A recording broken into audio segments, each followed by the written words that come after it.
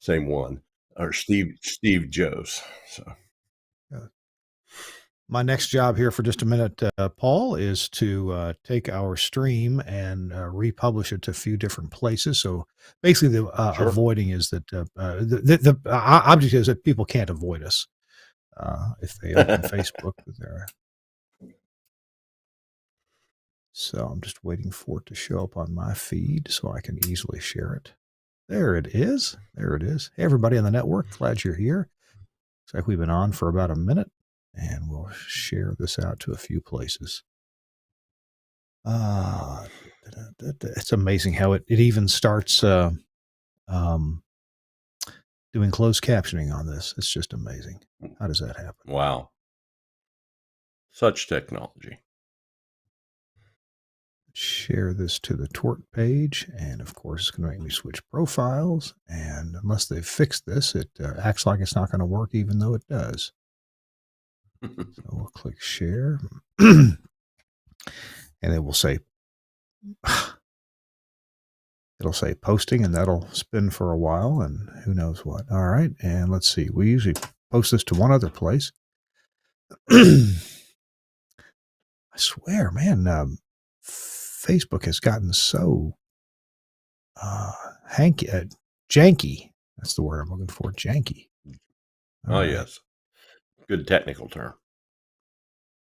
Let's see, it's share this out to the group. We'll share it to the broadcasting club. Everybody likes the broadcasting club, and Paul is a member there, so we'll tag you. We'll tag Mr. Tar. I hope he shows up. Yeah. Well, if not, we'll just have to wing it.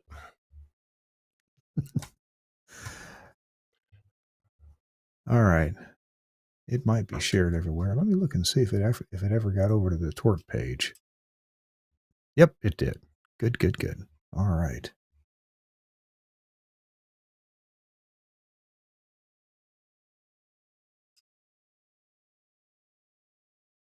All right, we can close that. Close that. Well, has anybody heard from Mr. Tar? He hasn't logged in yet, has he, Suncast? Mr. Tar. Who? Let me give him a quick text. Tar, Chris Tar. Good afternoon, exclamation point.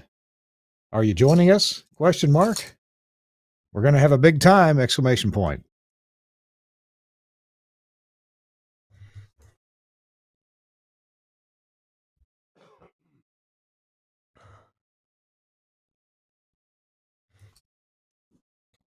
He's probably getting some fried cheese curds, as that's what they do up there in Milwaukee. Oh, I like fried cheese curds. Sure. It's witnessed by my... I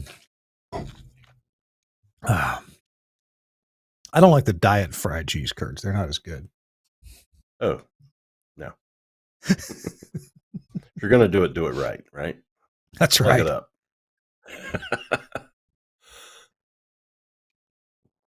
All righty. We had just grabbed a bite before we got back to the house here, and my wife says, "Do we have time to stop by and get an ice cream cone?" And I look, well, we're going to be cutting it tight, but yeah, twist my arm. Where do you like to stop for ice cream there? Yeah. Oh, she did the good old DQ. You know, we got one right on the way, so she loves her soft ice cream. Yep. Sure.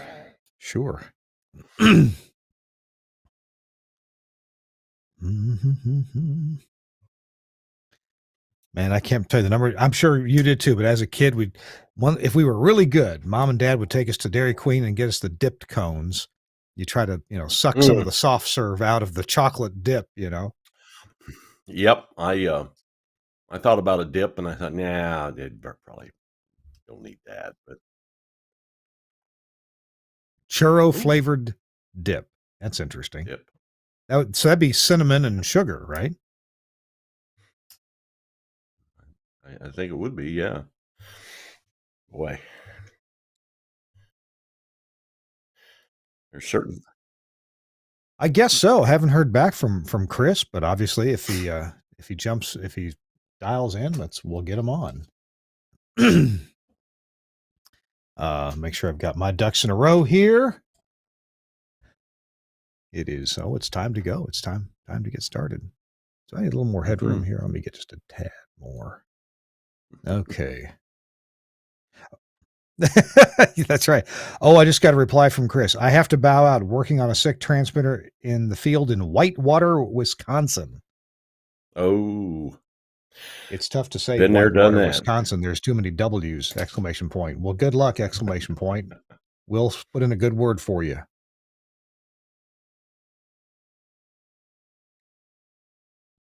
Whitewater, Wisconsin. That's three anyway.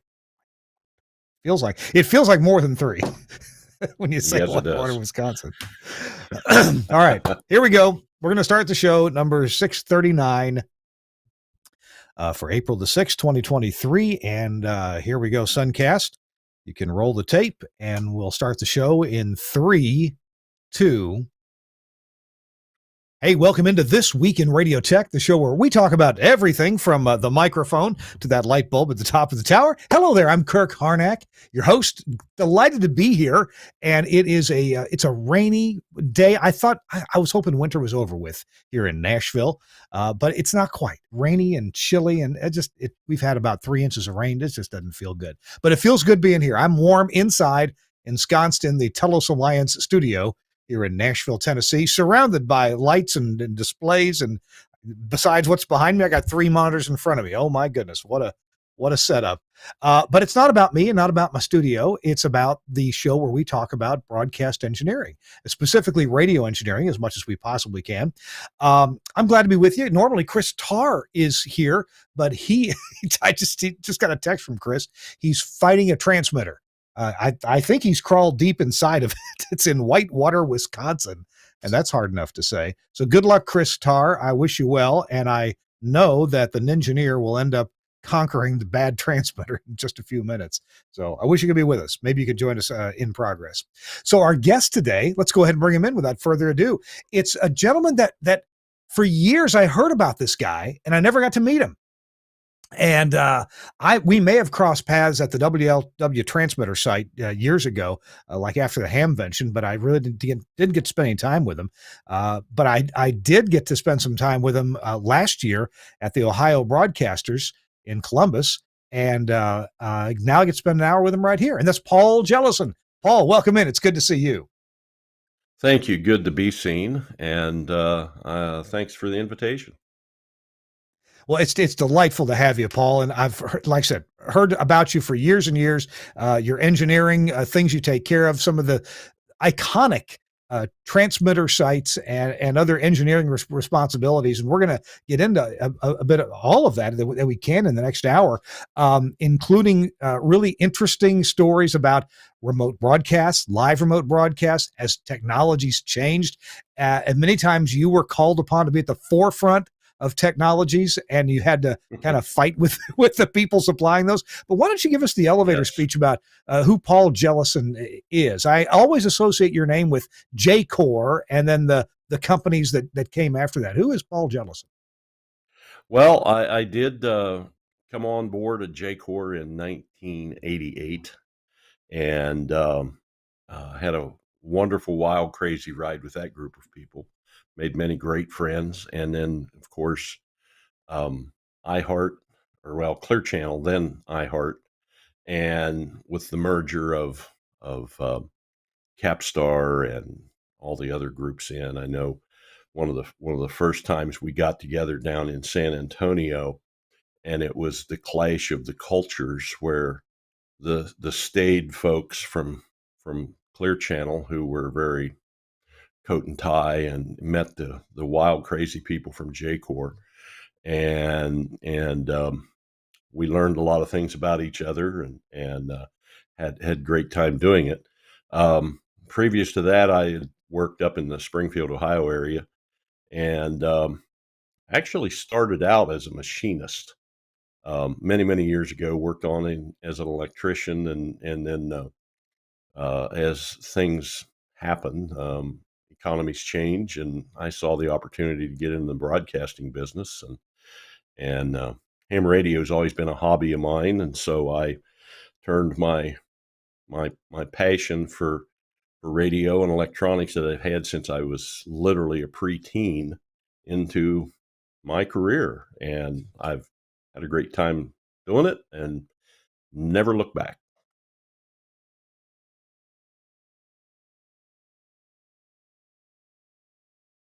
Hey, I didn't get to cross paths with J-Core very much. I remember back in the mid '90s, I did work for Scott Studios. We made a sales call to J-Core's headquarters in northern Kentucky, and I Right. met for just a few minutes with Randy Michaels there. But I got a business card from Randy, and I believe on the back it said, "The noise you can't ignore." Is that what it said? Was that the phrase? That's exactly right. The noise you can't Okay. ignore, and your lawn. You had a lawnmower with a broken muffler. You had a dog barking. You had a It was, baby yeah, it was crying. dog barking. You Yeah. had all these different things on your business cards, and I had a hard hat that had a bulldog barking, and I thought, Ah. yeah. So if I wanted to come on a job site and throw my weight around, I would put on my bulldog hard hat. But Well, I yeah, figured there. that I figured that with a phrase like that, a catchphrase, and you being an engineer with the company, I got to believe that Randy may have tasked you with, now make us the noise that you can't ignore. Oh yes, we had. Matter of fact, he put out a memo. Randy's very technically astute, and Yeah, and he yeah. understands, and especially in AM broadcasting, because that's where he really cut his teeth. And he was all about positive modulation, density, loudness, because on AM, loudness and density is coverage. And he he was an absolute prophet of loud. And I can tell you, one time I was working on the old Western Electric transmitter at WLW, and nobody had been able to get the thing to modulate above 100%. Okay. And I worked on it and figured out how to get it to reach 125, and it was sounding pretty sweet.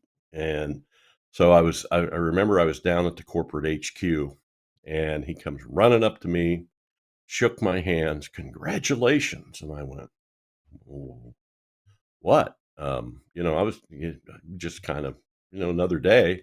And he was he was like a kid in a candy shop. And I said, what I do? I said, "I'm glad to accept the accolades, but what I do?" "Oh, well, he's got that transmitter to reach 125%." He says, "Nobody's been able to do that since I've came here." And I'm like, "Okay." Well, well, good Half a engineering turn to the practice. Hey, left on the tuning. Yeah, simple. we're talking to Paul Jellison, and we're going to find out more about the hats that Paul has worn and the engineering, maybe miracles, maybe just good engineering practice that Paul's been involved with. And actually, Paul, we're going to make a quick word about Nautel and their involvement at NAB and some announcements. But when we come back from me talking about that for a minute, Paul, I want to tease this a little bit. I heard a rumor, something about Randy Michaels and getting a fine for overmodulation, and that involved a steak dinner as the prize. Now, there may be no truth to that at all, but if there is, maybe you can confirm. Maybe you have nothing to say about it. I don't know, but we'll come back. We'll find out from Paul Jellison in just a minute. The way you're giggling, I think you know what I'm talking about. Hey, Nautel.com is the place to go to find out about, of course, Nautel transmitters, AM and FM transmitters, but also their involvement with the NAB show. And if you're on your way to NAB, my goodness, you need to be at the Nautel users group, even if you're not a Nautel user. Now, you don't have to stay the whole time. Sign up, go there. In the early part of the meeting, they're going to have a number of different technical papers that are going to be given. They've asked me to give a paper there about IP distribution of audio to transmitter sites and some of the things that are happening there, some of the new ideas in audio distribution. So I hope you'll be able to join us for that. If you go to nautel.com/NAB, You can then sign up for the things. Now, they just had a webinar today with some HD radio announcements. That was today. But they have the Transmission Talk Tuesday going on live from the NAB on Tuesday, April the 18th. So that is a week from this coming Tuesday. And then this Nautel users group radio technology forum. That's Sunday, April 16th. So that's a week from this Sunday at 8:30 a.m. Things get started. It goes till noon. They will feed you. And so you need to sign up for that. If you're going to be anywhere near there at all, I highly recommend that. I've gone there, I think about 2 of the last 4 times they've had it, and really had a good time and learned a lot as well. So hope you'll sign up for it too. Nautel.com/NAB is the place to go to register for that for free. And of course, you can be a live audience member of Transmission Talk Tuesday. And in fact, if you're not going to NAB, you could still be part of the Transmission Talk Tuesday roundtable discussion just by signing up for it and attending it online. And if you've got something to say or something to ask, well, Jeff Welton will let you right in and let you do that. Really big thanks to Nautel for all their work educating engineers like us and coming up with new and better products all the time. They've got several technology advances in the HD radio world. Those were announced today during their webinar. And I got privy to a couple of them, but I'm not allowed to say anything yet. But you can find out about them yourself. They will have a replay available of that HD radio webinar, so you can check that out. Thanks a lot, Nautel, for sponsoring This Week in Radio Tech. Okay, we're talking to Paul Jellison. I've wanted to talk to Paul for years. We're kind of dialing it way back into the 1990s here, where, Paul, I heard a rumor that if you were a J-Corps station and you got I guess what we used to call a speeding ticket, if you got a fine or a notice of apparent violation from the FCC, or notice of apparent liability, that's it, notice of apparent liability, NAL, for overmodulation, yes. The reprimand from corporate on that wasn't too awfully bad. What can you let us know about that? I can tell you that, yeah, in that, and I don't remember whether it was in that memo specifically, but I know he certainly said that he expected stations to be loud and proud on the dial, and he had actually commissioned some research to be done and see if anybody ever had been cited for 125% overmodulation. And if I recall, no one ever has, never in the history of the FCC.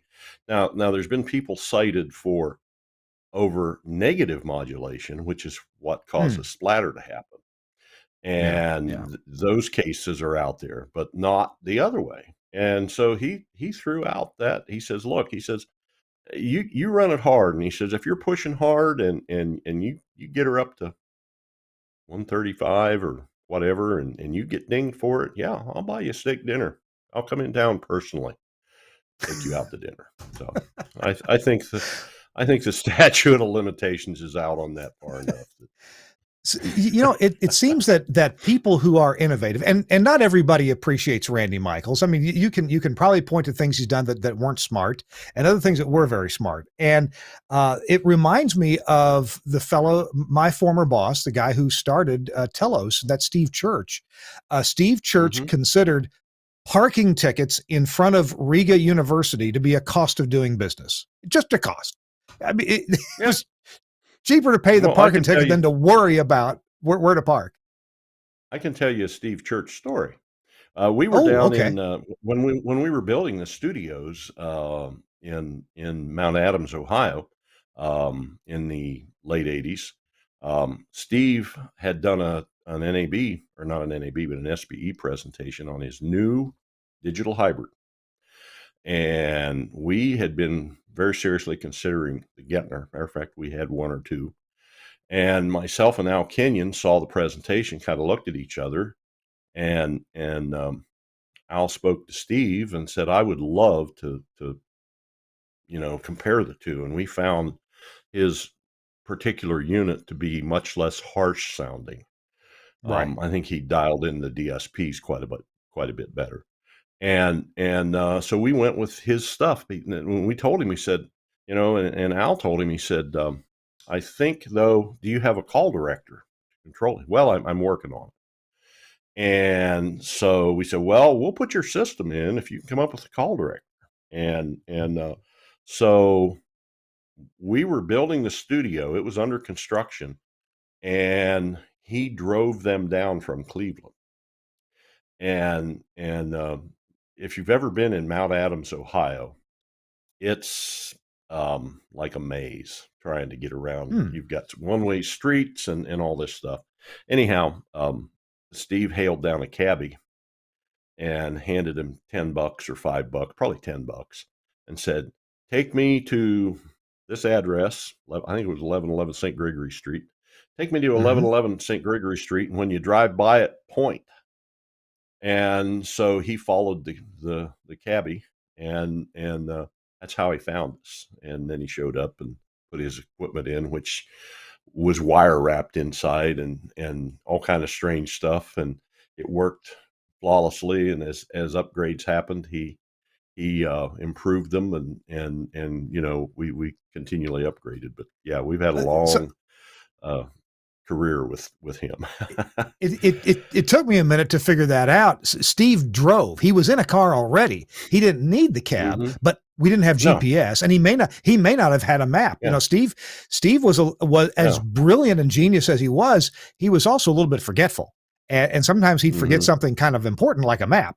So I'm sure he hmm could yeah, get to your town, but yeah, where's yeah, the street? Hire a yeah. cab. Hey, point at it when you. That's that's brilliant. That's Well, that's brilliant. innovative. That's Yeah. thinking outside the box. Yeah, absolutely. I don't think I ever got to visit the studios at St. Wait a minute. Yes, I think I did get to visit those. All the years that a fellow like Gary Burbank was on the air, would he have been at those studios? Oh yeah, oh yeah, yeah. Okay. He Okay. was originally on the fourth floor. Is that right? Fourth floor? Yeah. And then we eventually occupied the fifth and the sixth floors. And when he syndicated, we built studios up on the sixth floor. Ah. So he was, yeah, yeah. And, there was originally six radio stations, or eventually six radio stations operating out there. Originally Oh only two. yeah. So, Yeah. Yeah. yeah, Wow. yeah, yeah. And so you may have more WLW stories to tell, but I wonder if we could, begin a look at overcoming some technology challenges, especially now you being involved with a big station, especially a flagship station for a major league baseball team, the Cincinnati Reds. Hmm. Now, Right. about what year did you start working with WLW?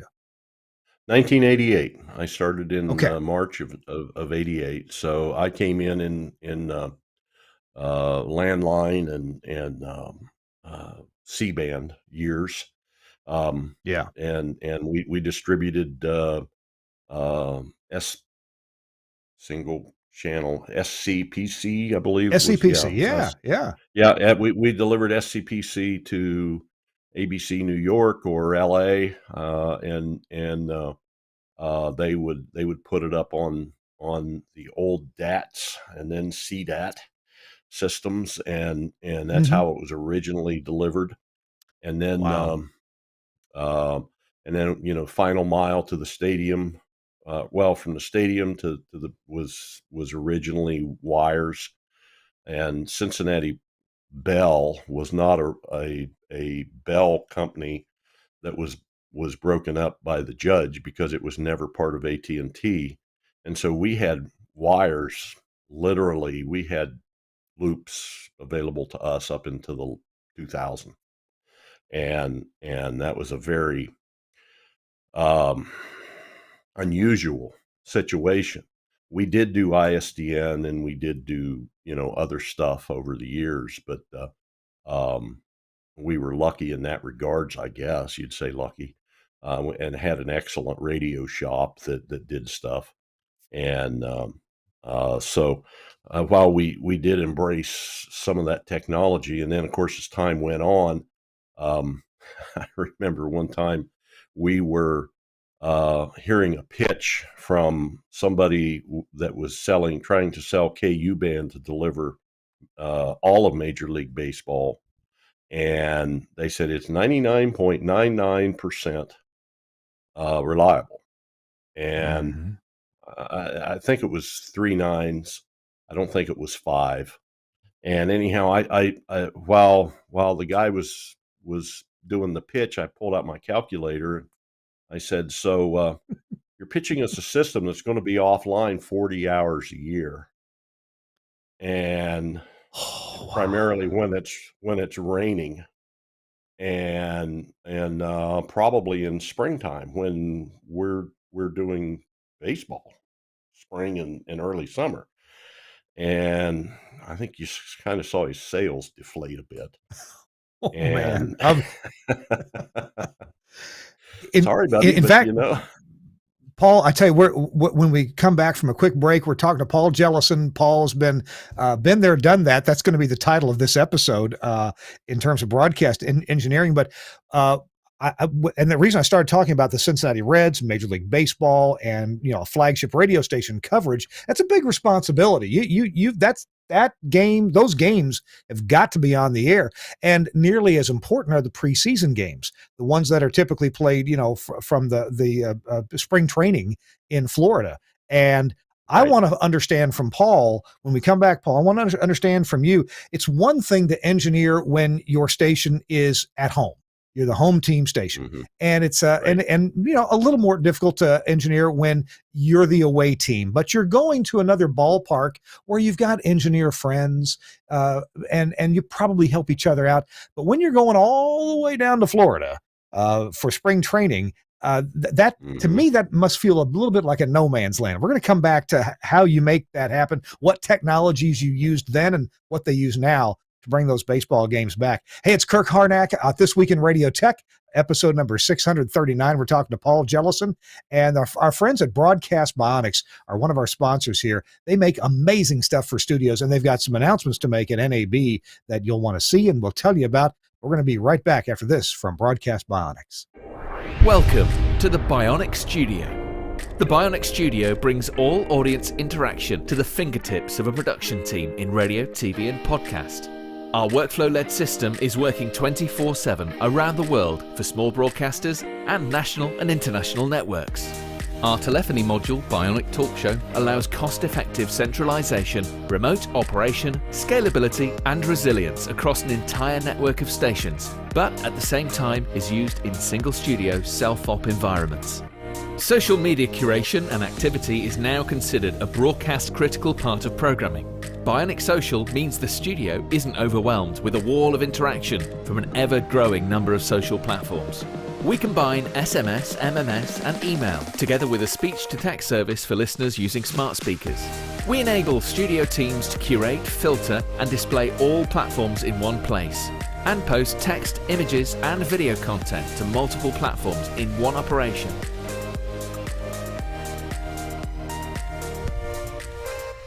Effortless collection of video content with Bionic Director has helped position some of the world's most successful stations as leaders in viral content, generating appointments to listen and free marketing via retweets and shares. Bionic Contest enables end-to-end tracking of on-air competitions, live reads, and prizes. These could be on-air contests, automated SMS entry, or online. Anywhere, and Skype TX for Radio brings high-quality audio and video contribution into the studio with ease. No need for dedicated PCs to run different applications. Everything is controlled within the Bionic Studio UI, and incoming connections are visible to users along with all other platforms. Our codec integration enables connection, algorithm configuration, and directory to a wide range of IP and ISDN codecs. The Bionic Studio, a unique suite of products designed to enable your talent to work smarter. Smarter. That's the people at Broadcast Bionics. Dan McQuillan and his team there really understand what we do in broadcasting, and they understand it from a kind of a perspective all over the world. So check them out. If you're going to NAB, make sure you see Broadcast Bionics. And if you're not going there, well, whether you are or not, check them out their website at bionics.co.uk or bionic.radio. And stay tuned here. After NAB sometime, we're going to have Dan McQuillan on to talk about some virtualized technology that is really amazing. I work for folks at the TELUS Alliance. We've been a partner with Dan and Bionics for many years, and our engineers have recently taken a look at Dan's virtualization technologies, and I can tell you, we're impressed. We're really impressed. So we'll have more information on that coming up. All right, Paul Jellison is our guest on This Week in Radio Tech. Sadly, Chris Tarr is stuck inside a transmitter somewhere in Whitewater, Wisconsin. He's trying to get it fixed, and hopefully we'll get some good news on him getting that fixed. Paul, you're coming to us from Ohio, I guess, from your domicile, right? Yes. I'm in my marvelous office I built about 15, 16 years ago, and it's my home away from home. So I'm clear on the other end of the house from And everybody else. So now, is that also your ham got a- shack? it's yeah, I've got a ham radio set up here. I actually have an official ham shack down in the basement next door, Mm. but this I've got a ham shack set up here as well. So Well, we were about to touch on remote technologies, and you've been through a few changes in how baseball games get backhauled to the flagship. Talk to us about that. I talked about the loop thing, and those, of course, that's really old technology. And then of course, and I'm really dating myself here. I'm talking about dual line Comrexes, where you take two lines and basically mux them up and get a 5K broadcast path that usually sounds pretty good, plus or minus phase shift and all that stuff. And you had a monitor line coming back, and then you had a comm line, so you had ordered 4 telephone lines in. And one of my duties, you had 4 lines, because you had and one of my duties was to order in and out phone lines. I mean, it was a pretty onerous task, because if you didn't keep track of that stuff and didn't order the loops out or the phone lines out, then the next thing you know, accounting's coming to you going, why are we still paying this phone bill in Plant City, Florida or somewhere? And so there's stuff like that you had to watch. Then of course we moved along to ISDN, and ISDN was an adventure. I would call GTE in Florida and say, you guys doing ISDN yet? And they'd be go, no, we've never heard of that. I'd be like, oh my gosh. Oh yeah. And some people hadn't heard of GTE. Now, they were an alternative phone company, or they were the incumbent in some areas of the country, right? They were the phone company in Florida, at least in that part of Florida. And I think they were also over in Tampa. So finally, after a couple of years, I called and said, you guys doing ISDN yet? And the girl says, well, I can talk about that. I go, what do you mean talk about? So, well, we can't order it until a certain date. But she said, we just got out of a meeting and I know what it's all about now. And I went, okay. So when on the appointed date, I picked up the phone and called them, and I said, okay, I want to order an ISDN circuit. And I was told it was the very first circuit that GTE ever let out in the wild. That was the one that we put in to do the Reds in was it Plant City, Florida? I think is where they were. And that sounds right, Plant City, I think it was. And so we went down and go down and set it all up. Had phone numbers for the central office and for the local manager, and I even had the president of the operator of GTE Florida's phone number to call in case of a problem. Yeah. Oh my gosh. And I think I called every one of them at one point or another. And what year do you think that was? Oh my. It would have been in the 90s. Yeah, it would have been probably, well, no, earlier than 93 or 94. I was going to say early to mid 90s. Yeah, mid 90s, something like that.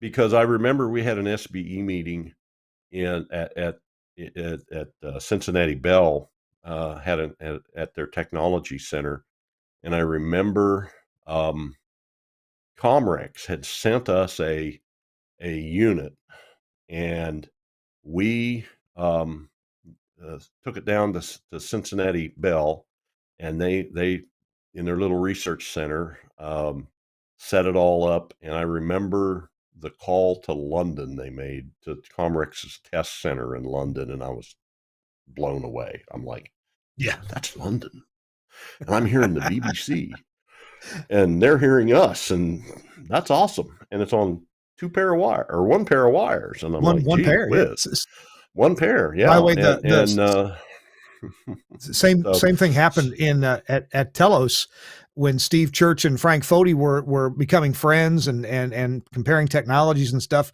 Frank walks in, 2 a.m. Steve's up working, and there's classical music playing, and they talk about other stuff. And finally, Steve says, "Oh, by the way, that's the ISDN thing that's coming from that symphony's from being played out in Germany." oh yeah, It's just that, yeah, yeah, and I know in the evolution of Major League Baseball, the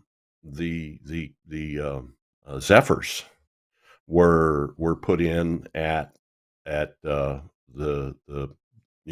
away, and that replaced the satellite, the C-band, the last mile loops out to a C-band uplink somewhere, and that replaced all that. And I remember we had Zephyrs, at the stadium, and the deal we worked out was in Cincinnati we would put 2 Zephyr, we'd have a Zephyr in the visiting booth and a Zephyr in the radio booth. Of course, being in Cincinnati and having such a good relationship with the phone company, we just kept loops in. Matter of fact, they still have loops to the stadium to this day. Wow. And I was looking at some stuff down there the other day with Dave Abbott, and he was showing me they're getting to the point to where copper is almost impossible to do now. So they're giving them loop-like service, but it is actually some kind of digital backbone that it's coming up to. Yeah. But yeah. So, hey, I want to ask you about one thing you mentioned when you had the phone lines, and you could also do this with stereo ISDN, but you mentioned that on the return path, you needed to provide them with monitor, obviously commercials, and hear what's coming back from the radio station. But then you also mentioned a comms circuit. How was this wired into the announcer's headphones? By the way, the announcers, would that have been Marty Brenneman and Joe Nuxall? Is that who that would have been? Marty and Joe. Absolutely. Oh my gosh. And I'm not a sports guy. Those are the only sports announcers' names I actually know because I grew up listening to the Reds as a teenager in Kentucky. Yeah. Wow. Yeah. Wow. But no, talk about the comms coming back. How was that wired up?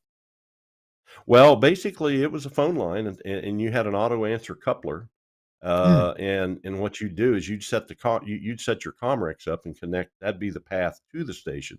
And then for it coming back, you had an auto answer coupler. You'd dial in, it would ring, pick up, and then we could assign whatever audio we wanted to go down that line through a router, and it would typically be a mix minus bus on the audio console, and you'd mix minus out what everything going back that they needed to hear, and it was just a phone feed. And then of course the fourth phone line was for the producer, which I know when I was producing, I had a boom mic, like a Sennheiser headset, just like everybody else.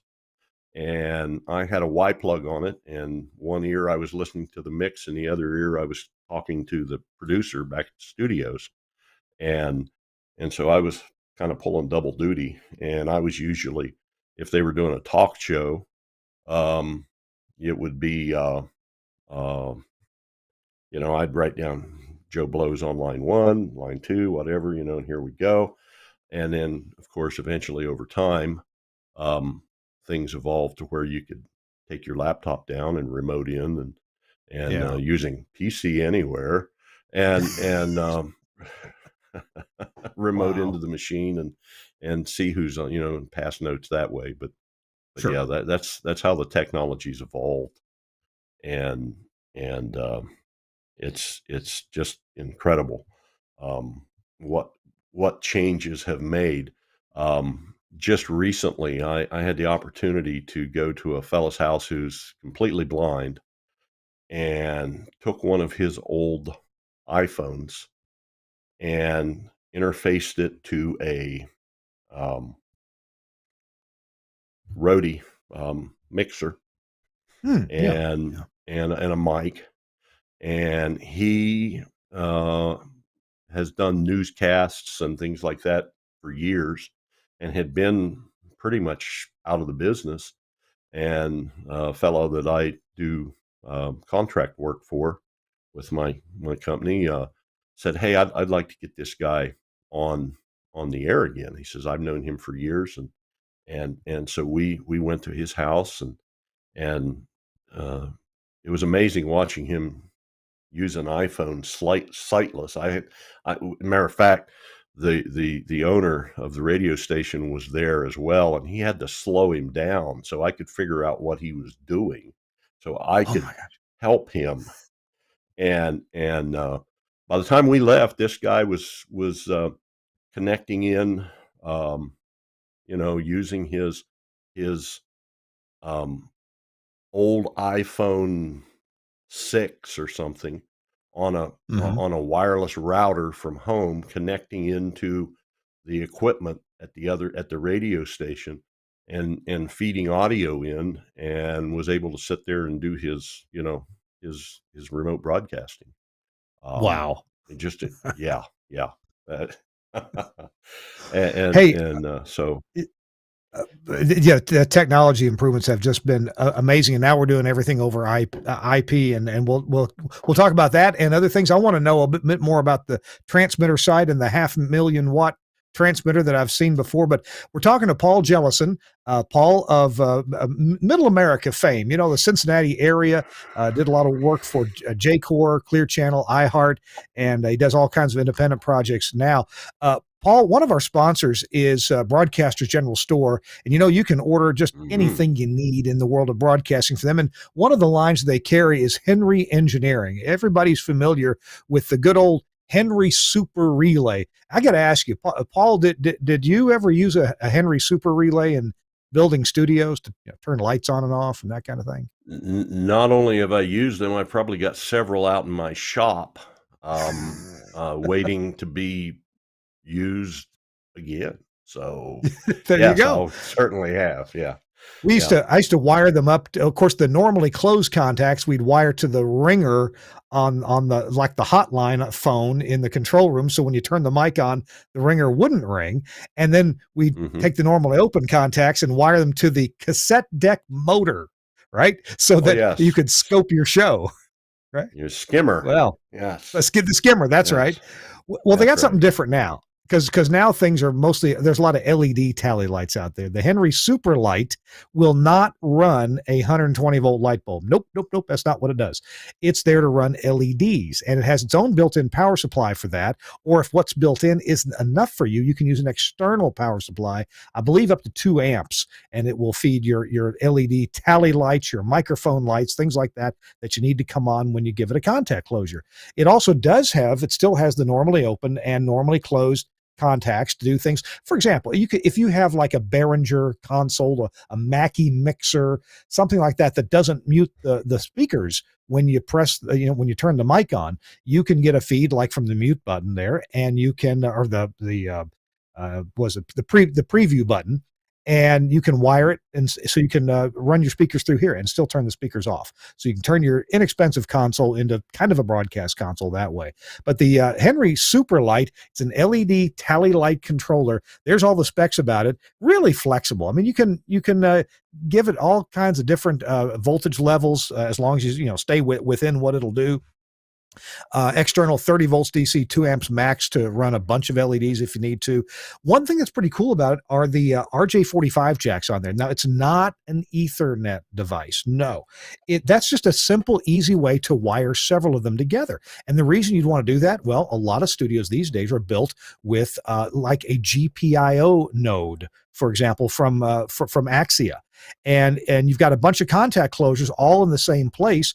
Well, you can just take a piece of Cat5 cable and run that from one super light to another. And inside the super light, there's a little jumper to give it an address, 1 through 4. So you can actually simplify your wiring and daisy chain these together and always, control the correct one. That's the whole idea. You want to, when you turn the mic on in Studio B, you want the Studio B light to come on, not the one from Studio D.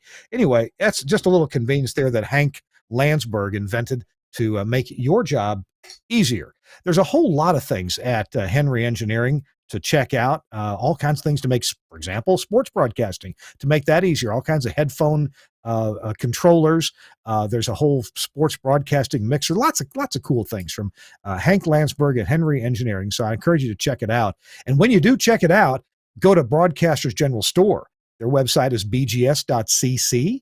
And hey, you can get a quote. You can talk to people there. You can give them a call at 352-622-7700. And they will talk to you on the phone. They'll take your order. They'll advise you about what's hot, what's not, what's in stock, what's not in stock, what things they can discount mightily on, what things they can't. I love dealing with Broadcasters General Store. In fact, I was texting just today with Shane Finch. He's the new general manager at Broadcasters General Store. Good guy. Got to spend some time with him and Dave Kirsten in New York City a couple weeks ago. And I highly encourage you to use BGS as your source of broadcast equipment. So check them out at bgs.cc. Appreciate their sponsoring This Week in Radio Tech. Hey, we're talking to Paul Jellison. And, Paul, I wonder if you could tell us, the iconic WLW transmitter site. Wow. A lot of us driven by it. I got to visit there once. Maybe you can tell us a story or something amazing about that particular transmitter site. Well, of course, it was the only radio station to ever broadcast with 500,000 watts in the U.S. And that was done in the 1930s. FDR, I guess, supposedly pushed the button from his office in the Oval Office, and they switched the transmitter on ceremoniously. And I know the stories of that era are, of course, relayed through some of the engineers. I did have the good fortune to meet a couple of the engineers before they passed that worked on that. The one guy told about his job as an apprentice college student engineer. His job was to put on welding goggles and walk up on the walkway, because there is a walkway on the top of the transmitter that you can walk across and look inside the PA cabinets, of which there are 3. Each one has 4 tubes running in push-pull. And then the output network, the output of the transmitter was in series, not parallel like you see stuff today, but the output sections were in series, and his job was to go along with welding goggles and look at the filaments and make sure that they were all properly lit and that they hadn't, because the tubes are about 4 feet tall, and so the filaments are long rods, and I guess the inrush current would sometimes cause them to flex and they would short out, and then you had a problem. So his job was to check these filaments and make sure, look through the glass and make sure everything was looking copacetic. And there's stories of the farmer that lived. There was a pig farmer that lived next to the transmitter site, and he had just put in fluorescent lights in his house, that was a big deal in the 30s. Yes, and then they switched on 50 kW or 500 kW, and his lights wouldn't go out. He had to take his fluorescent lights out. How And am I supposed to sleep? exactly. And there, Oh, there was talk of other things with RF making noise, downspouts on buildings talking and from the RF current. And I know for a period of time I had put in a new Harris DX50 transmitter, and I had ran it over and kind of plumbed it into the back of the old Crosley 50 kilowatt transmitter. And we wanted to get it up and make some tests. And so I had ran the coax down, but it was exposed for a little bit. So I set a hmm. ladder up, a wooden ladder up, to keep people from getting close to it. And I laid a fluorescent tube across the rungs of the ladder, and Of it was course you sitting did. there. Yeah, and it was sitting there lit and modulating with the RF. Oh Um, gosh. well over 125%, I might add. Uh, I'm sure. and uh, it uh, it uh, it was blinking away, and people would walk up and they'd turn the corner and kind of stop and go. I said, "Yeah, you don't want to go back there." And because you only let people in. I wouldn't let people in that didn't know not to Oh, to run up there and touch that. But yeah, oh my gosh. um, that's some of the crazy things. Of course, I lived in the house on site from, I guess, probably about 1990 until I left to be the regional VP of engineering for the Rocky region, and that would have been in 2003. And so my Hmm. kids grew up there, had a most interesting uh, you know place to grow up. And I know my one son has a picture of the how they used to go around and sell aerial photographs of your Sure. Yeah. farms and your stuff. Well, he's got an aerial Mhm. photograph he got somewhere of the property, and he's kept that with him for years. But um, my son had a cat, or we when we moved in, somebody decided we needed a cat. You're living on a 32-acre place, you need a cat. And so he was about 10 years old and had the cat in his lap, and it was during a thunderstorm, and lightning struck the tower, and the cat Okay. launched itself clear across the room from his lap. And my son kind of has a funny look on his face, and he goes, "Dad?" I says, "Yeah." He says, "I just learned one thing." He says, "Don't have a cat on your lap in a thunderstorm." And I says, "Why is that?" He says, "Because those claws really dig in." Oh no. Oh no. Oh, Oh, so yeah. don't have a cat on your Um, lap in a thunderstorm. That sounds like a Roger Miller song right there. Don't have a yeah, cat on your Justin lap in a Martin. thunderstorm. Yeah, Oh yeah. my gosh. So Wow. Um, there's all kind of. I mean, I could tell you tons of stories. We could burn another hour pretty easily, but there uh, it I, was a I, fascinating place to live. I can tell you that. I got to visit there during a Dayton Ham Fest, probably a good, it must have been 15 plus years ago. But uh, what it seemed there were several transmitters in the building at WLW. I mean, in addition to the 500,000 watt transmitter, it seems like there were at least 350 kilowatt. Am I counting right? What was there? One, two, three, four, five. There was the original Western Electric, and it ran up until, I don't know, after I left. I guess some changes happened, and some stuff froze up, and the radiator, I think, broke. It was water cooled, Yeah. and the Crosley transmitter was a cathinode. And it was, if you kind of think how an MW50 works, in other words, you've got a tube modulating a tube.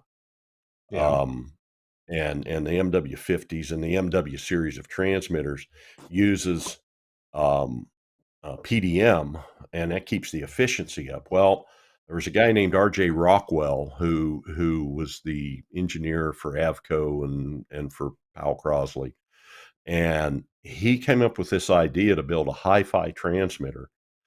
Um, that would pretty much go out to 20 kilohertz or beyond.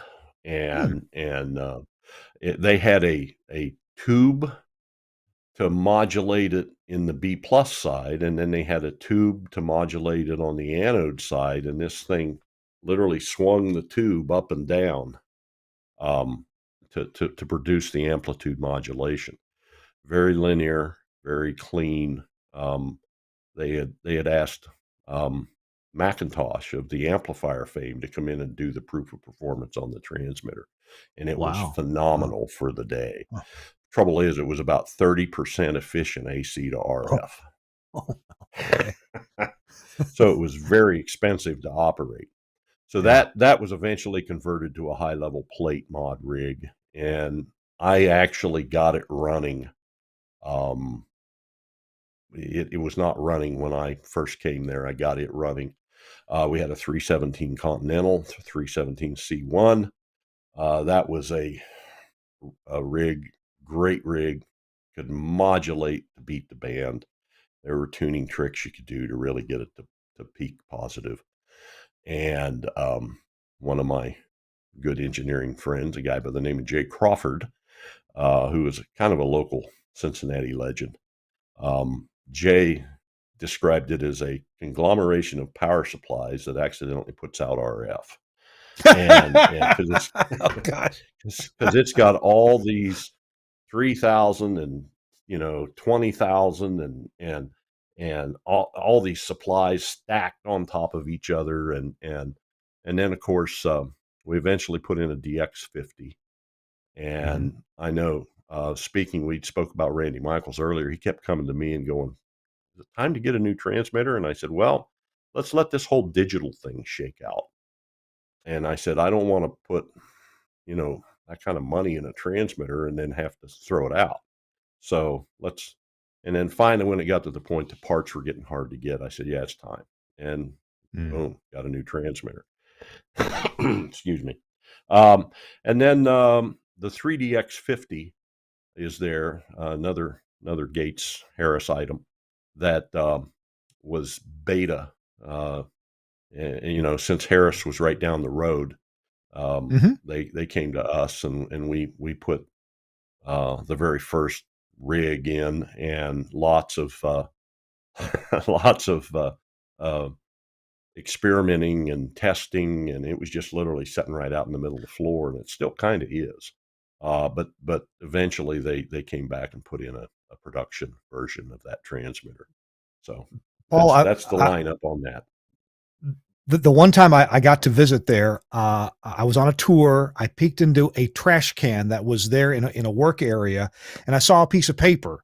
And on that paper was written a note. Now, I have my own supposition about why this note was in the trash can, but I'll tell you what the note Okay. said, and maybe you can tell me what the backstory is. The note said, it was on Okay. an 8.5 by 11, just piece of paper laying in there. It said, "Remember to return to 700 kilohertz before putting on air."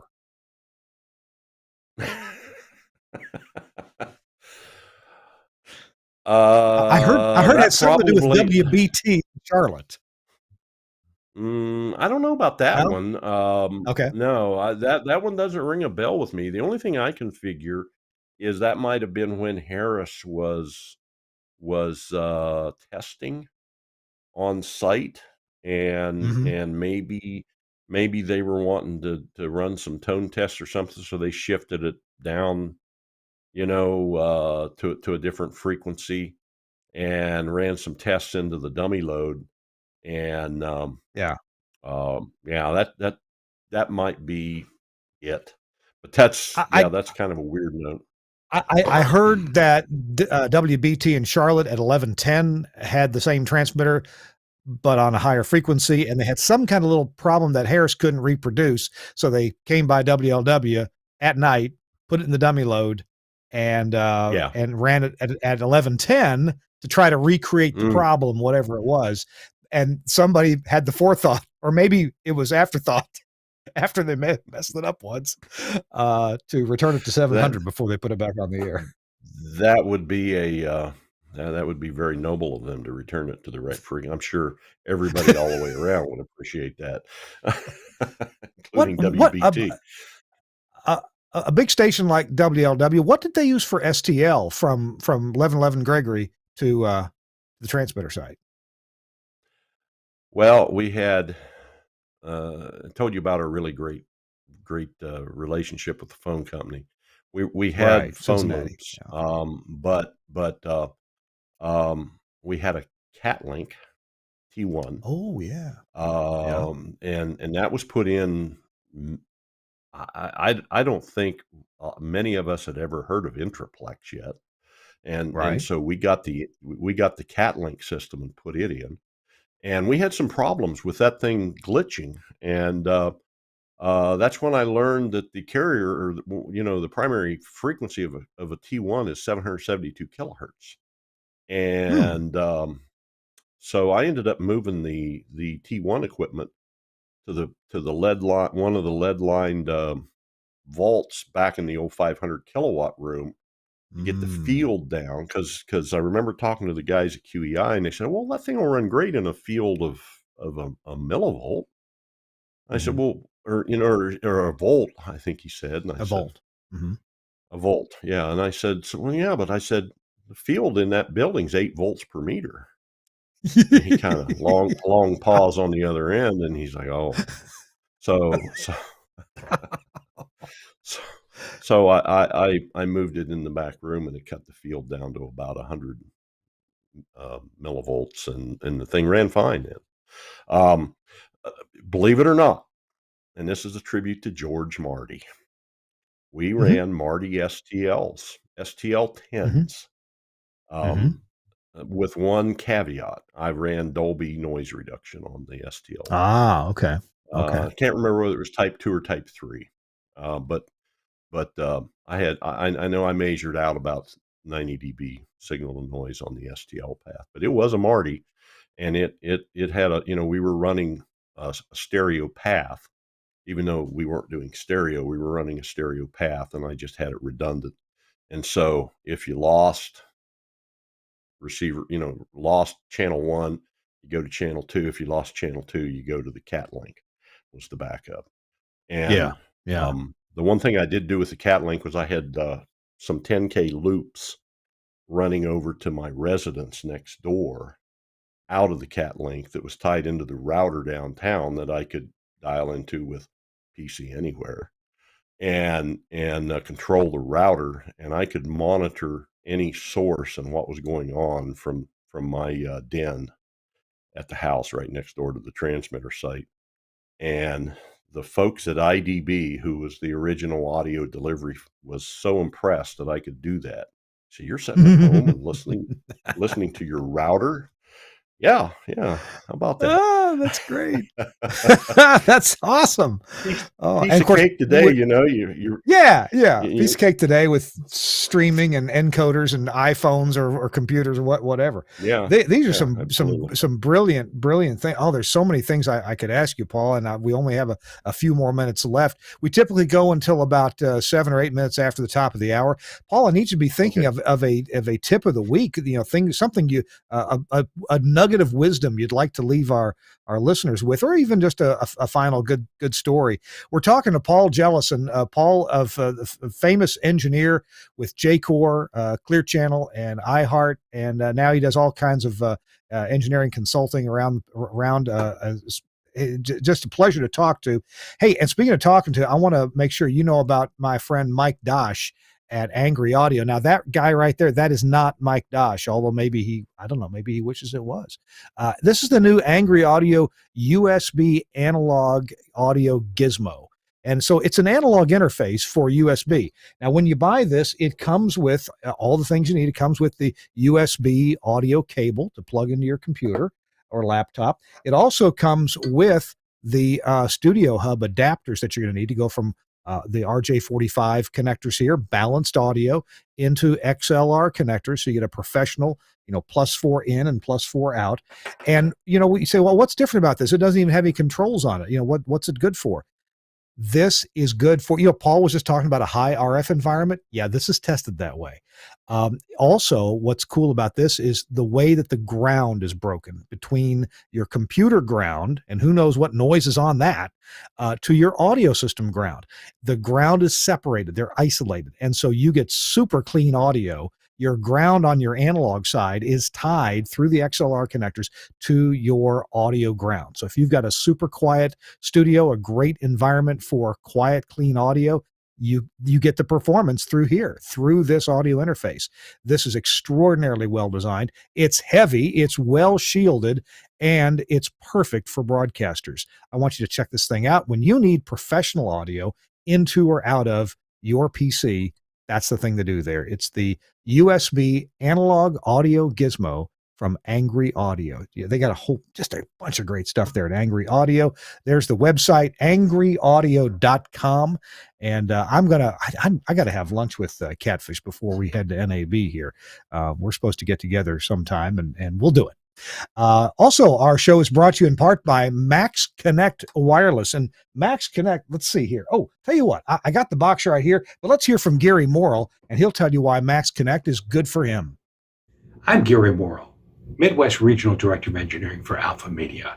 When I first spoke with Josh Bone about Max Connect, he told me they'd work great for remote transmitter sites where connectivity was a challenge.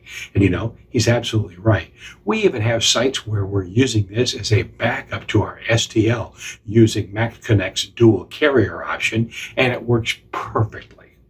We also have times where we need to be able to get out to a venue where it's kind of challenging because everybody and his brother is trying to stream video at the same time, like at a big sporting event. And you know what? Our data gets through every time because it's prioritized packet data. It works for us. It'll work for you. Max Connect. Check it out. I think you might call this the Facebook and Instagram killer, because even though you're at a stadium full of people who are updating their Facebook with the latest pictures from halftime, your connection, your data connection still works because you get prioritized packet data. You have the most important data on that cell site, except for first responders, but you take priority over everybody else in the stadium. And this stuff actually works. I've done a number of these shows this week in Radio Tech using Max Connect. I just talked to Josh Bone yesterday. What a great guy, and what a great service that he's done for our industry by arranging for this through a multiplicity of carriers: AT&T, Verizon, T-Mobile, whatever is your favorite there. They can get you a SIM card that'll get you on a special network through one of those carriers and get your data out there with a fixed IP address. It was this box that made staying on the air possible for WEVL in Memphis, Tennessee. I was helping them out, and my goodness, the lightning took out their Comcast modem, and this took its place until they got it fixed. Worked great. Kept them on the air during their fundraiser. MaxConnect.com, Max Connect Group, and they may still be hiring. So they really are moving on there. All right. Thanks a lot, Josh Bone and Max Connect, and also Angry Audio for sponsoring This Week in Radio Tech. It's our final few minutes with Paul Jellison. Paul, man, I hate to bring the show to a close. There's so much that you could tell us. I wonder if you might have a nugget of wisdom that you'd like to pass along to our young and old engineer viewers and listeners.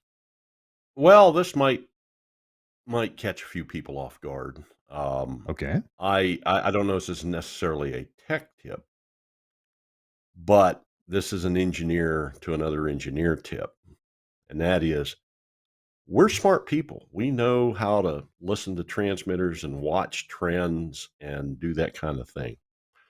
And the one thing I've learned in dealing with friends and people that I've worked with and care dearly for is to take care of yourself.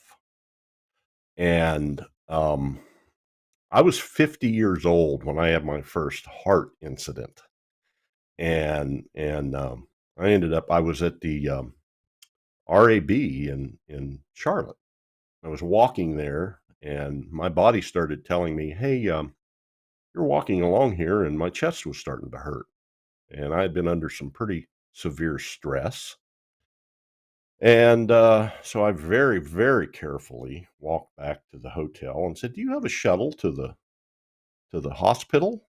"Well, yeah, we can run you over there." So I put my stuff up in the room foolishly. And they took me over and said, "Yeah, you got something going on." And long story short, 2 stints later, I, uh, I learned that to read my body and to listen to my body, and I've had guys work for me that have found themselves in similar situations, and I can tell you, as I was being rolled over to the emergency room, or not the emergency room, but to the I had went into my doctor, and he did the whole thing and said, "Yeah, you need stents, but I want to take you over to the hospital." And they were rolling me through the tunnel. And the nurse was rolling me along, and this was in northern Cincinnati. And she says, "So, you an engineer?" Yeah. Yeah, I figure. You guys eat like crap. Oh. She says, "You're working on a project and you grab a cheeseburger and you grab a fry." And she says, "I'd say 90% of the people we work on here are engineers." And of course, they're right down the road from GE. And she said, "That's my tech tip is listen to your body and take care of yourself." I mean, um, I cannot stress enough how you've got, and the other thing is don't let this stress get to you. You've got, because sometimes these can be pressure cooker jobs when you've got a station like WLW off the air, and um, or a network down Mhm. or a Mhm. problem, and that's, yeah, you just got to take care of yourself. And I hope that helps somebody out there. I really do. That boy, what advice! And it's interesting how a lot of engineers like you and like me, we have an interesting, maybe some people have an addiction to an adrenaline high. People who work in emergency rooms, I know people like that who aren't effective unless they feel like they're under pressure. And I say not effective; they don't think they're effective. They may be wonderful even without all that pressure. But Hmm. you're right. Well, a lot of times we don't eat right, and we allow too much pressure to affect everything about us. Yeah, and I've always been told that I'm cool as a cucumber when we're dealing with situations like that. If you could only see the inside. Oh and man. and I related the story about the 500,000 people setting waiting for the fireworks to start one time, and it took 10 minutes. We were 10 minutes late getting the fireworks on, and I just had to sit there and let the people do their job, and they did, and we got on. But the biggest show of the season for and you just gotta sometimes you gotta roll with it. And That's a and story I I'd love to hear on a different episode. But man, I can really appreciate your advice about us taking care of ourselves. I know Yeah, what you mean. yeah, that Thank you. yep. Alrighty. All right, Paul Jellison. Paul, man, I appreciate you making time to spend some time with us and our audience. Thank you very very much, and I hope to have you back on again sometime. It flew by. Thank you very much for having me. It did. It did. Paul Jellison has been our guest. I guess he's available for work, but I guess he's probably also trying to take it easy, like he just talked about. Chris Tarr, hopefully, will be back with us next week. Next week, we're doing our show. We're going to be at the Public Radio Engineering Conference in Las Vegas ahead of the NAB show. And then the week after that, we'll be on the show floor at the Max Connect booth with Josh Bone and a whole bunch of characters. So check that out. I want to thank Suncast for producing our show today. Thank you very much. Thanks also to Andrew Zarian, the founder of the GFQ Network. We got to go. We'll see you next